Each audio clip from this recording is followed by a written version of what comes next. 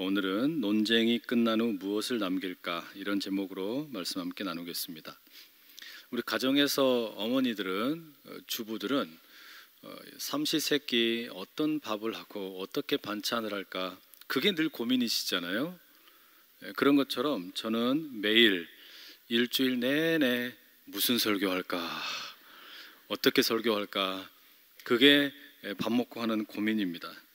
그러다가 주중에 보통 아내와 함께 설교에 대해서 이런저런 이야기를 나누고 또 함께 이렇게 대화를 하는데, 제 아내는 저에게 가장 훌륭한 그 설교에 대한 또 동역자이고 조언자입니다. 설교 좀 잘해라, 말 실수 좀 그만해라, 왜 새벽기도 설교하는데 오늘 우리 저녁에 주신 하나님의 말씀은 이러지 마라, 또 비속어 좀 그만 사용하고 사투리 좀 그만 써라, 이런 이야기들도 많이 듣곤 합니다. 물론 그런 이야기 들으면 저는 다 순종합니다. 아멘, 아멘, 이렇게 순종하라는데요. 이번 주에도 저희가 그런 대화를 좀 나눴어요. 대화 가운데 어떤 이야기를 주고받았냐면, 욥기가 몇 장까지 있냐고 묻는 겁니다. 몰라서 묻는 게 아니었어요. 제가 42장까지 있다고 하니까 다시 묻더라고요. 욥기 설교 언제까지 할 거냐고. 근데 왜 이렇게 물었겠습니까? 이 욥이랑 친구들이랑 서로 간에 그냥 계속해서 싸우는 이 이야기를 반복해서 듣다 보니까 어떻습니까? 이게 짜증나는 거예요. 이게 귀찮고 힘들고 이런 겁니다. 그래서 빨리 좀 끝나는 이야기 안 나오냐, 그 싸우는 이야기 이제 끝나지 않냐, 이런 이야기를 계속 나눴단 말입니다. 여러분 기뻐하십시오. 오늘 이제 싸우는 이야기 오늘로 끝납니다. 오늘 내용은 우리가 22장에서 26장까지의 내용을 함께 모아서 말씀을 좀 나누려고 하는데, 22장에서 엘리바스가 세 번째 주장을 하고 23장과 24장에 욥이 답변을 합니다. 그리고 25장에서는 이제 빌닷이라는 친구가 세 번째 주장을 하고 욥이 26장에 답변을 하게 됩니다. 그리고 이제 이후로는 엘리바스나 빌닷이나 소발과 같은 친구들의 주장은 한 번도 나오지 않습니다.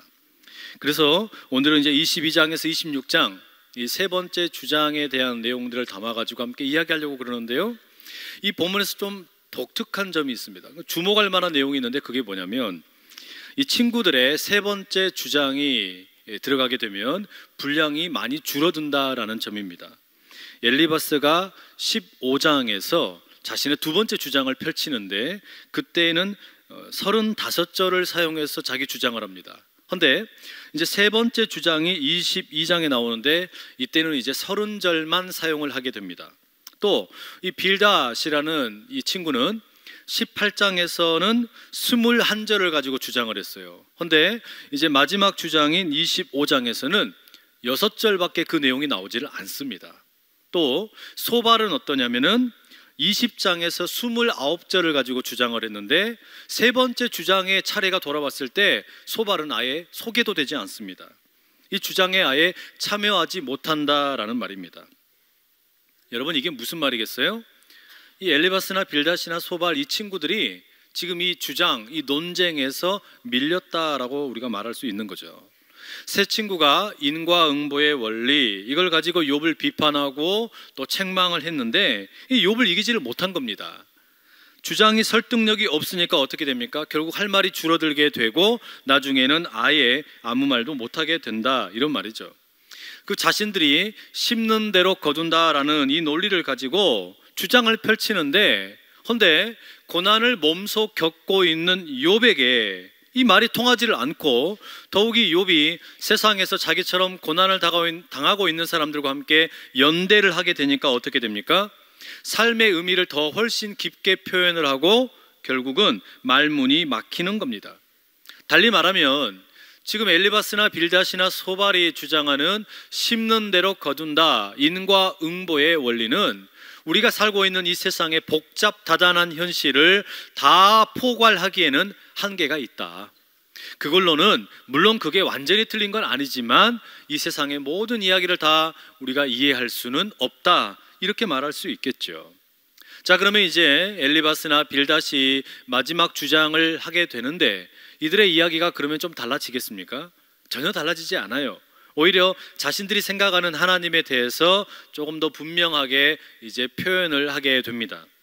엘리바스는 22장의 2절과 3절에서 이렇게 말합니다. 사람이 어찌 하나님께 유익하게 하겠느냐? 지혜로운 자도 자기에게 유익할 따름이니라. 네가 의로운들 전능자에게 무슨 기쁨이 있겠으며 네 행위가 온전한들 그에게 무슨 이익이 되겠느냐? 이렇게 말해요. 이 엘리바스의 말은 참 멋진 고백입니다. 좋은 말이에요. 아주 은혜로운 말입니다. 쉽게 이야기하면 이런 이야기거든요. 내가 주님 뜻대로 산다고 해가지고 또 하나님께 영광을 돌린다고 그래서 그것이 도대체 하나님에게 무슨 보탬이 되겠냐, 이런 이야기입니다. 우리나라의 국가대표가 올림픽에 출전하기도 하고 또는 무슨 세계적인 대회에 나가기도 하죠. 또 그렇게 해가지고 금메달을 따면 어떻습니까? 시상을 할 때 그리스도인이면 어떻게 합니까? 하나님께 영광 올려드립니다, 이렇게 하잖아요. 그러면 그렇게 1등을 해서 하나님께 영광 올려드립니다, 그러면 하나님에게 영광이 되냐, 이 말이에요. 또 무슨 배우가 나무주연상을 받기도 하고 여우주연상을 받기도 하고 우리 자녀들이 대학에서 수석을 하기도 하고 고시를 합격하기도 하고 아주 좋은 일을 했다. 그럼 우리 뭐라 그래요? 이 모든 영광을 하나님께 돌립니다, 이렇게 이야기하는데, 우리가 하나님께 영광을 돌리면 하나님의 영광이 더 커지고 우리가 하나님께 영광을 돌리지 않으면 그 하나님의 영광이 줄어드냐? 그렇지 않다라는 거예요. 엘리바스의 말이 그겁니다. 실제로 그러지 않습니까?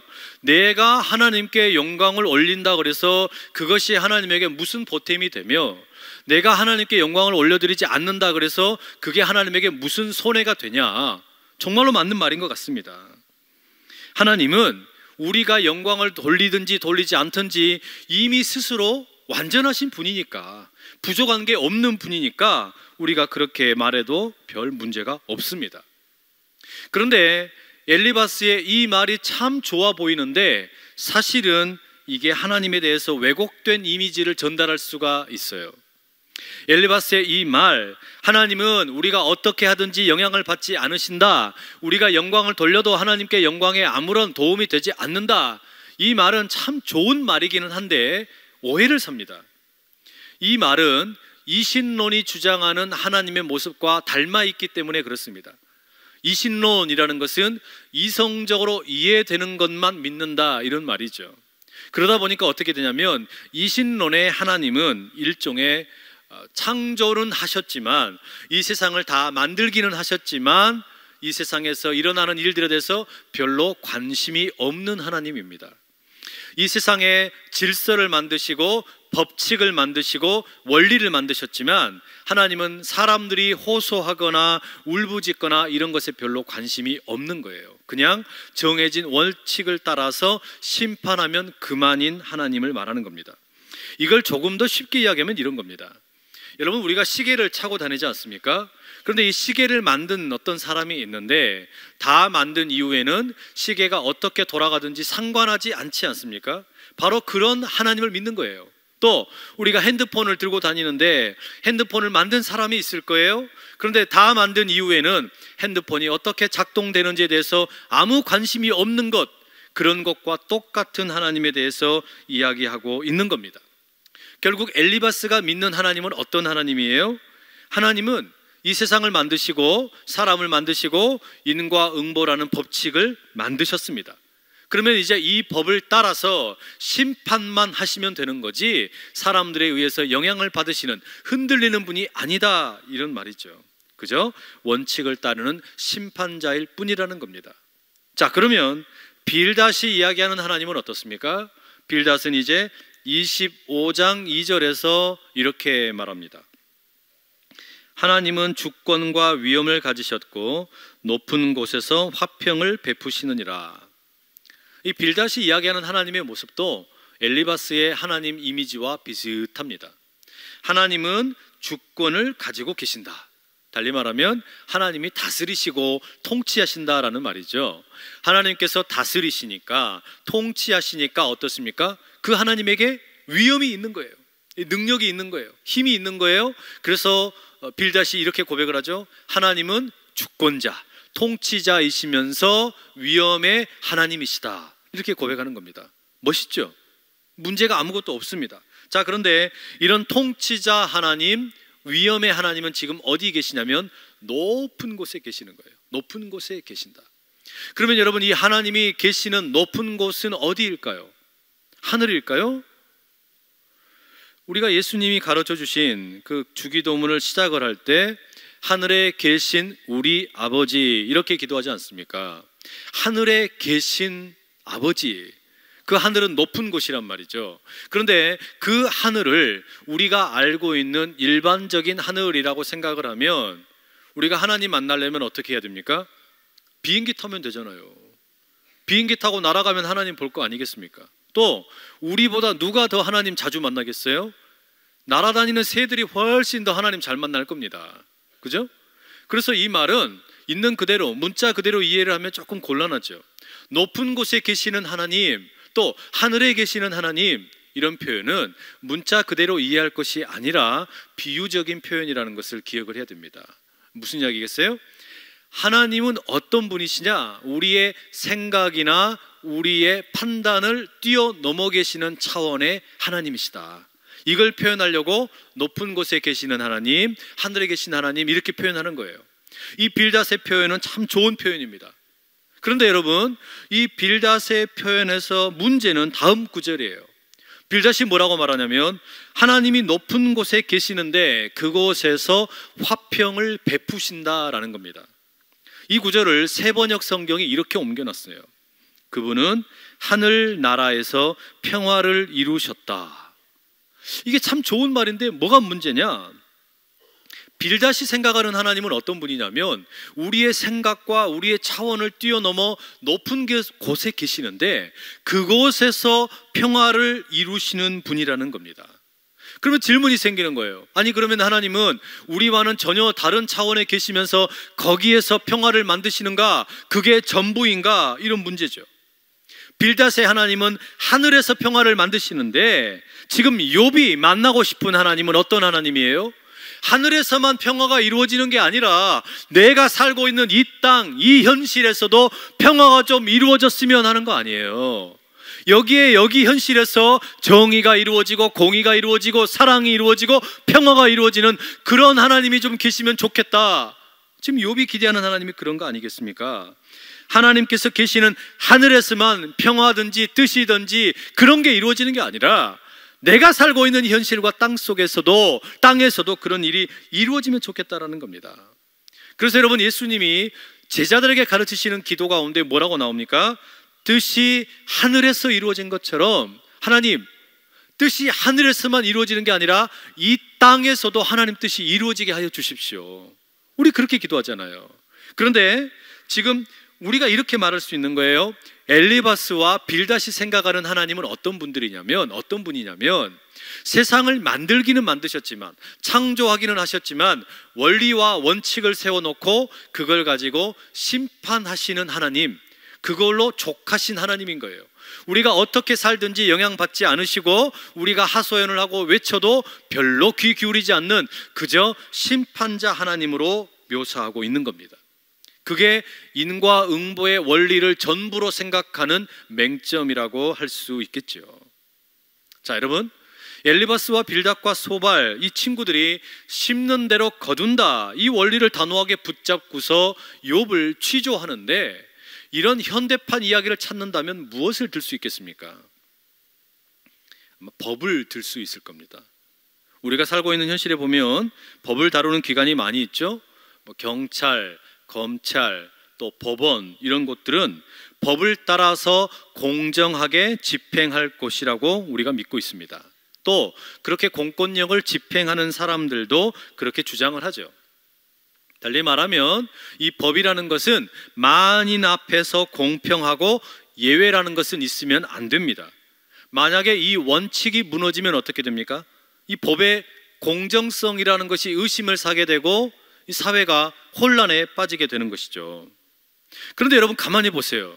우리가 살고 있는 이 세상을 보면은 법이라는 것이 그렇게 공정하고 공평한 것 같으세요? 문제는 그게 의심스러운 일들이 많이 벌어지는 겁니다. 이게 참 의심스러운 일들이 너무 많아요.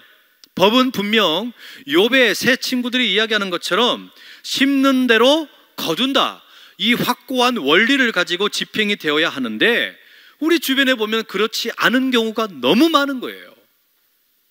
세월호 사건을 겪으면서 우리 안산에 그런 아픔이 고스란히 나타나지 않았습니까? 법이 공정하게 집행되는 것 같지 않고 제대로 현실을 또 진실을 규명해 주지 않는 것 같은 거예요. 또 게다가 최근에는 어떻습니까? 청와대와 최순실, 또 그의 딸, 미르재단, K스포츠 이런 단어들을 들으면서 우리들의 마음이 어떻습니까? 그다지 편안하지가 않는 겁니다. 또 물대포를 맞고 뇌 손상을 입고 투병을 하다가 317일 만에 사망한 백남기 농민의 이 시신을 부검하겠다는 영장 집행 시도 역시 우리들에게 그렇게 감동이 되질 않는 겁니다. 설득이 되질 않는 거예요. 왜 그렇습니까? 최근에 국정감사에서 한 국회의원이 이렇게 지적을 했습니다. 청와대의 실세 비서관의 장인은 골프장 영업권 관련 수사를 할 때 구속영장이 발부되었는데 당뇨병 때문에 그 영장이 취소되었답니다. 그런데 사망한 농민의 경우에는 사건의 현장 영상이 그대로 남아있고 또 진료 기록도 그대로 있고 사고 당시에 뇌 수술 자료까지 모두 충분한데 왜 굳이 부검을 하려고 하느냐? 제발 유가족들의 인간적인 고통도 좀 헤아려 달라. 이러면서 지적을 하기를 실세 권력자의 장인의 당뇨병만 신경 쓰지 말고 유족들의 마음을 좀 헤아려라. 이렇게 따끔하게 지적을 하는 거예요. 여러분, 이게 지금 무슨 이야기겠습니까? 심는 대로 거둔다. 맞는 말이고 좋은 말이지만 이게 너무나 현실과 동떨어져 보이고 괴리가 심하게 느껴진다는 말이에요. 법을 공평하게 공정하게 집행한다, 그렇게 믿고 싶은데 현실은 너무 많이 왜곡되어 있다는 거예요. 법이라는 것이 약한 자들은 너무 짓밟고 강한 자들에게는 굽신거리는 너무 못된 모습이 많더라, 이런 말이죠. 지금 이런 사실에 눈을 뜨는 게 뭐냐? 욥의 변화의 핵심입니다. 욥이 지금 회심을 한다면 그 회심의 정체는 뭐냐면 세상의 이런 현실에 눈을 뜨고 있는 거예요. 심는 대로 거두는 것, 그것으로 다 해결되지 않는 문제들이 너무너무 많다는 것을 욥이 눈뜨게 되고 있다라는 말입니다.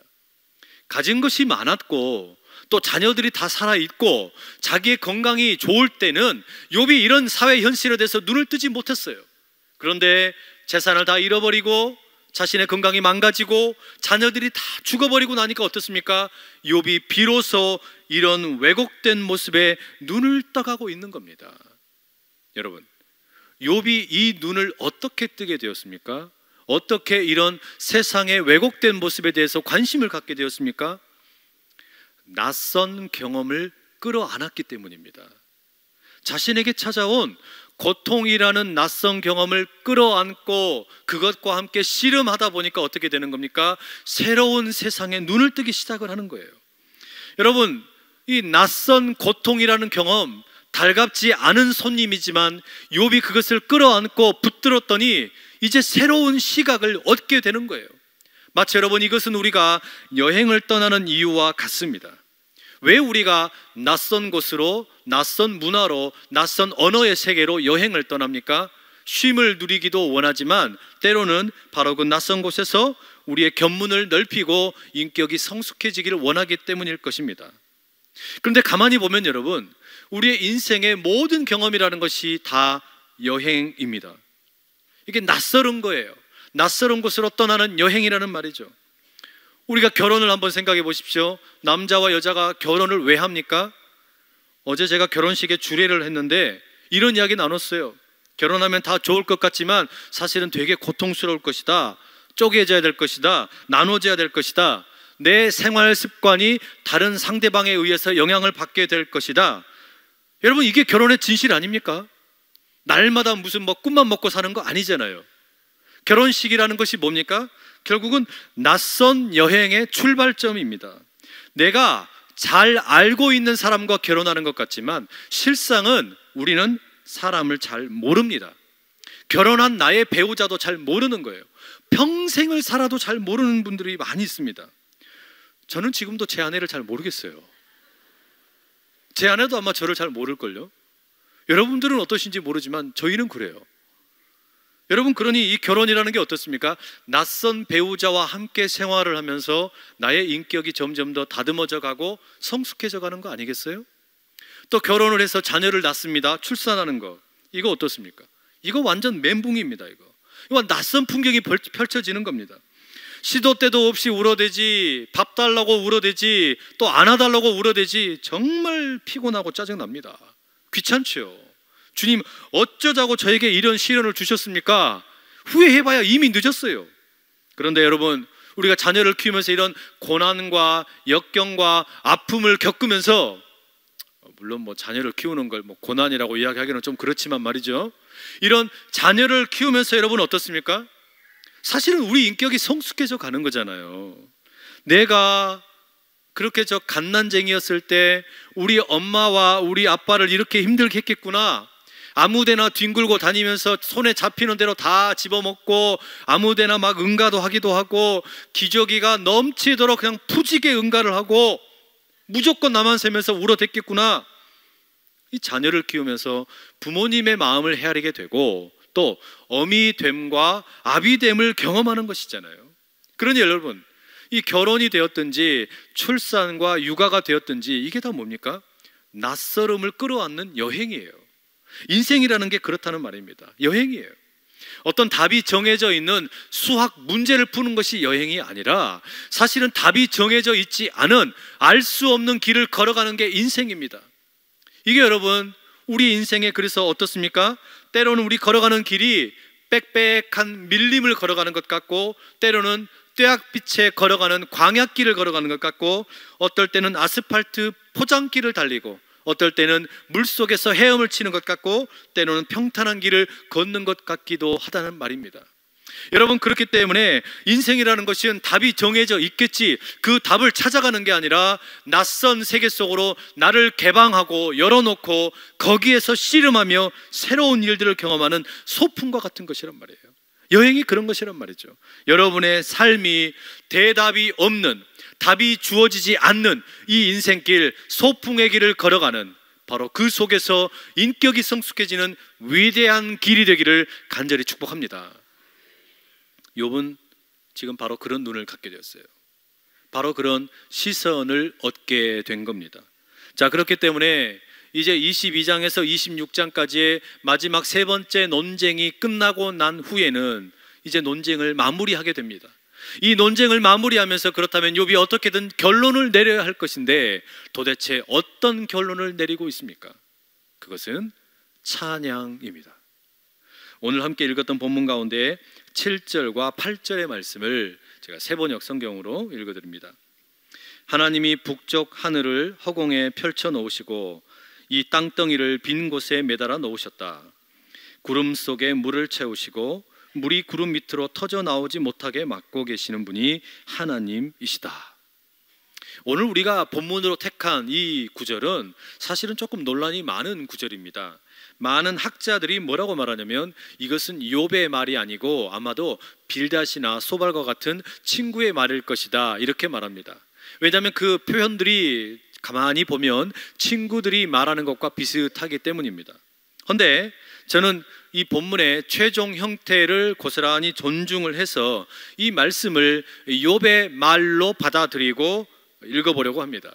특히 이 구절을 욥의 찬양으로 읽고 싶은 거예요. 왜냐?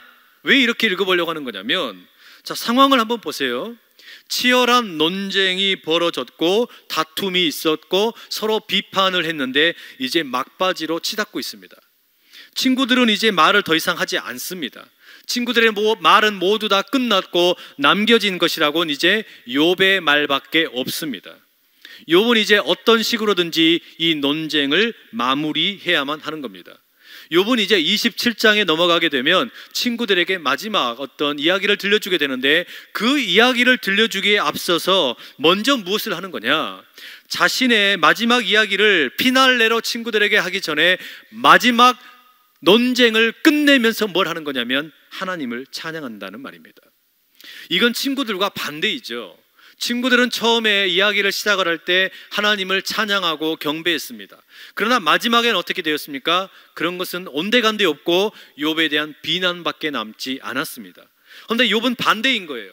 자신이 당한 고난 때문에 원망하고 하나님을 저주하기도 하고 때로는 자기 생애를 불평했지만, 그러나 마지막 모든 논쟁의 결론에 이르러서 무엇으로 끝나냐면 찬양으로 끝내고 있다라는 말입니다. 원망으로 시작했지만 마지막은 찬양으로 끝낸다라는 말이죠. 게다가 이 찬양의 언어를 한번 보십시오. 7절 세번역 성경이 아까 이렇게 옮겼죠. 하나님이 북쪽 하늘을 허공에 펼쳐 놓으시고 이 땅덩이를 빈 곳에 매달아 놓으셨다. 정말 기가 막힌 표현이죠. 하나님께서 하늘을 펼쳐 놓으셨고 이 빈 허공 속에다가 지구를 매달아 놓으셨다라는 거예요. 여러분, 이 표현을 가만히 보면 우리 천체 물리학이 지구와 태양계 그리고 우주에 대해서 새로운 지식을 얻기 수천 년 전에 이 욥이라는 사람은 그 현실을 통찰력으로 꿰뚫어 보면서 노래하는 겁니다. 이 허공 속에다가 지구를 매달아 놓으셨다. 이거 얼마나 멋진 표현입니까? 너무 시적인 표현이잖아요. 이게 지금 과학적인 표현이기도 합니다. 지구는 허공 속에 매달려 있는 그런 하나님이 만드신 피조물이잖아요. 그런데 매달아 놓았다, 이 말이 마치 무엇과 같습니까? 만유인력과 같은 거예요. 서로 간에 당겨주는 힘이 있기 때문에 지구가 어딘가로 툭 떨어지고 아무렇게나 돌아다니는 게 아니라 당겨주는 힘 때문에 지금 이렇게 둥둥 떠 있는 거 아닙니까? 만약에 그 힘이 없다면 어떻게 돼요? 우리는 어지러운 그런 쳇바퀴를 돌고 있는지도 모릅니다. 매달아 놓았다, 또 북쪽 하늘에 허공을 펼쳐 놓았다. 정말 기가 막힌 말씀이에요. 또 8절은 어떻습니까? 구름 속에 물을 채우시고 물이 구름 밑으로 터져나오지 못하고 막고 계시는 분이 바로 하나님이시다. 여러분, 구름이라는 게 뭐예요? 과학적으로 설명하자면 물방울이나 작은 얼음 입자가 모여가지고 하늘에 떠 있는 거, 이게 구름 아닙니까? 그렇기 때문에 구름 속에는 물방울이 들어있고 얼음 입자가 들어있어요. 근데 그걸 꿰뚫어 보는 거예요. 그리고서 뭐라고 그럽니까? 그 물방울들이 구름 속에 들어있는데 이게 떨어지지 않도록 막고 계시는 분이 누구냐면 하나님이시라는 겁니다. 이 기가 막히죠. 그리고 때가 되면 어떻게 하는 겁니까? 구름에서 물이 떨어져서 비가 되고 얼음 입자가 떨어져서 눈이 되고, 이런 지금 하나님에 대한 묘사를 하고 있는 거예요. 정말 멋진 통찰이죠. 여러분, 이게 정말 멋있는 인생입니다. 우리가 여러분 어려움을 끌어안고 고민하다가 하나님 원망할 수 있죠. 절망할 수 있죠. 그렇기 때문에 그 원망과 절망으로 논쟁하면서 살 수 있습니다. 그러나 욥에게 우리가 지금 배우는 게 뭐냐? 아직 모든 문제가 해결되지 않았지만, 나는 그토록 하나님을 보고 싶은데 아직 하나님을 보지 못했지만 내가 할 수 있는 마지막 논쟁을 끝내는 말이 무엇이냐? 찬양이라는 겁니다. 내가 논쟁을 끝내는 마지막 말, 나의 마지막 해야 될 말이 있다면 그 입술의 고백은 찬양이 될 것이라고, 지금 결과와 상관없이 나는 찬양할 것이라고 욥은 우리에게 보여주고 있는 겁니다. 그러니 여러분, 여러분의 삶 가운데도 아직 결론이 나지 않았을지라도, 인생의 답을 구하지 못했을지라도 결과와 상관없이 논쟁이 끝날 때 내가 남길 수 있는 한 가지가 있다면 그것은 찬양이 되실 수 있기를 간절히 축복합니다. 여러분, 시편의 22편을 한번 봐보세요. 이 시편의 시인은 1절에 이렇게 절규합니다. 내 하나님이여, 내 하나님이여, 어찌 나를 버리셨나이까? 어찌 나를 멀리하여 돕지 아니하시오며 내 신음소리를 듣지 아니하시나이까? 여러분, 이 말을 읽으면, 이 말씀을 읽으면 지금 울고 절규하고 있는 이 시인의 모습이 상상되지 않습니까? 그런데 이 시편의 마지막에 가게 되면 23절과 24절, 그렇게 절규하고 원망하고 불평하던 이 시인이 이렇게 고백합니다. 여호와를 두려워하는 너희여, 그를 찬송할지어다. 야곱의 모든 자손이여, 그에게 영광을 돌릴지어다. 너희 이스라엘 모든 자손이여, 그를 경외할지어다. 그는 곤고한 자의 곤고를 멸시하거나 싫어하지 아니하시며 그의 얼굴을 그에게서 숨기지 아니하시고 그가 울부짖을 때에 들으셨도다. 여러분, 이 시인의 이 반전을 한번 보세요. 이게 멋진 인생이란 말입니다. 우리 사는 삶에 보면은 얼마나 많은 논쟁이 가득합니까? 원망이 가득합니까? 불평이 가득합니까? 우리의 인생이 그렇게 수없이 많은 논쟁으로 가득 차 있습니다. 가정에서, 학교에서, 일터에서, 사업장에서, 정부에, 또 국회에, 외교의 현실에 수없이 많은 일들이 논쟁으로 가득 차 있습니다. 교회라고 예외가 아니에요. 여기에도 수없이 많은 논쟁들이 가득합니다. 그런데 이런 논쟁과 다툼을 마칠 때 어떻게 끝낼 거냐는 말이에요. 내 삶에 가득한 논쟁들이 얼마나 많은데 이 논쟁을 끝낼 때 나는 계속해서 저주와 원망과 다투는 말로 끝낼 것인가? 그렇다면 여러분, 우리가 기대할 수 있는 것은 아무것도 없는 겁니다. 그러나 내가 논쟁을 마칠 때에는, 내가 다툼을 마칠 때에는 나는 결과가 나오지 않을지라도 내 신음소리를 들으시는 그 하나님께 찬양을 올려드리겠다. 이 고백과 함께 승리하며 나가는 여러분 다 되시기를 간절히 축복합니다. 더욱이 여러분, 우리가 하나님을 다시 만나게 될 때, 우리 하나님의 그 얼굴을 만나게 될 때 어떻습니까? 우리가 할 수 있는 말이 무엇이 있겠습니까? 우리의 입술로부터 나와야 되는 한마디가 있다면 그것이 무엇이겠어요? 우리가 하나님 앞에서 설교를 하겠습니까? 아니요. 하나님 앞에서 우리가 어찌 설교를 하겠습니까? 우리가 기도를 하겠습니까? 아니에요. 하나님이 지금 눈앞에 계시는데 어찌 눈 감고 기도를 합니까? 우리가 침묵을 하겠습니까? 아니에요. 하나님을 뵙고 그분의 영광을 보는데 어찌 우리가 침묵하고 있을 수가 있겠어요? 우리가 할 수 있는 입술의 고백 하나가 있다면 찬양인 줄로 믿습니다. 우리의 입술을 가지고 우리 주님을 다시 만나게 될 때, 하나님의 얼굴을 대하게 될 때 할 수 있는 일이 유일한 고백이 찬양이라면, 우리가 지금 이 땅에 살면서 마주하게 되는 논쟁과 다툼과 싸움과 수없이 많은 일들이 있지만 그 일들을 끝낼 때도 찬양으로 끝낼 수 있는 은혜가 있기를 축복합니다. 여러분, 우리를 가리켜 우리는 그리스도인이라고 부르고 예수님의 제자라고 스스로 부릅니다. 제자가 누굽니까? 인생의 상황과 상관없이 하나님을 찬양하는 사람이 제자입니다. 예수님의 제자들을 한번 보세요. 이들은 처음에 부활하신 그 주님을 만나기 전에 완전한 찬양을 드리지 못했습니다. 완전한 경배를 드리지 못했습니다. 심지어 예수님께서 부활하셨다는 소식을 들었지만 두 패로 나누어져서 서로 다투고 논쟁을 하였습니다. 내 말이 맞다, 네 말이 맞다, 예수님의 부활 앞에서도 의심하면서 싸우고 다투고 서로 논쟁을 펼쳤다는 말이에요. 심지어 한 제자는 뭐라 그랬습니까? 자신의 손가락을 예수님의 못자국에 넣어보고 예수님의 창자국에 넣어보지 않고서는 내가 믿을 수 없다라고 말했잖아요. 그런데 어떻습니까? 정말로 그 주님을 만나자, 부활하신 주님을 만나자 어떻게 되었습니까? 모든 논쟁이 그쳐지고 원망이 사라지게 되고 불평과 다툼이 다 사라지고 남은 것은 엎드려 경배하며 찬양하는 일밖에 남지 않았습니다. 부활하신 주님을 만난 사람은 그렇게 논쟁을 그치게 만드는 사람이고 원망을 그치게 만드는 사람이고 모든 다툼을 그치게 만들고 찬양만이 남게 만드는 사람인 줄로 믿습니다. 우리는 그 부활하신 주님을 믿고 있잖아요. 우리는 그 부활하신 주님을 이미 만났다고 믿고 있잖아요. 그러니 여러분, 우리의 삶에 사람들과 섞여 사는 동안에 이 세상에서는 수없이 많은 논쟁과 다툼과 원망이 있을지언정 이 모든 논쟁이 끝나고 난 후에 내가 남길 것은 무엇인가? 찬양만 남기겠다는 다짐이 저 여러분 가운데 가득하시기를 간절히 축복합니다.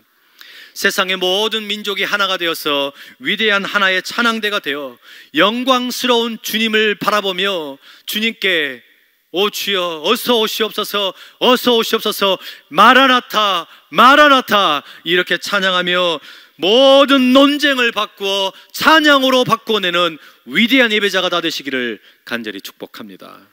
우리 이 시간 한번 같이 기도할까요? 하나님, 내 사는 현실에는 수없이 많은 논쟁이 가득하고 다툼이 가득하고 원망이 가득하지만 내가 거하는 그 자리에서는 논쟁을 바꾸어 찬양이 되게 하여 주시옵소서. 논쟁이 끝날 때 내가 남길 수 있는 마지막 말이 무엇이 되어야 되겠습니까? 찬양이 되게 하여 주시옵소서. 우리 믿음의 고백을 가지고 주여 힘있게 세 번 외치며 기도합니다.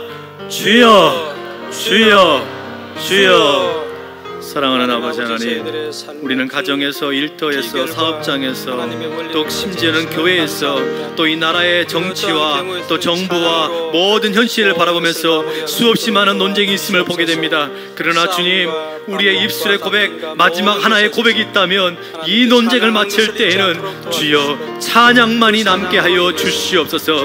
모든 논쟁이 그치고 찬양으로 고백하며 나갈 수 있도록 우리 입술을 주장하여 주시고, 아버지 하나님, 부활하신 주님을 만나 새로워지는 입술로 변모될 수 있도록 은총 더하여 주시옵소서. 사랑하는 주님, 한 번뿐인 인생, 논쟁과 다툼과 싸움만 하다가 끝나지 말게 하여 주시옵소서. 우리의 인생의 아름다운 여행이 되어야 되고 소풍이 되어야 되는데, 주님과 함께함으로 이제 모든 논쟁을 아름다운 찬양으로 바꿔내는 위대한 예배자가 다 되게 하여 주시옵소서. 주님을 향한 위대한 신앙을 고백하며 찬양이 언제나 우리의 입술에 있게 하여 주시옵소서. 그리스도이신 예수님의 이름으로 기도합니다. 아멘.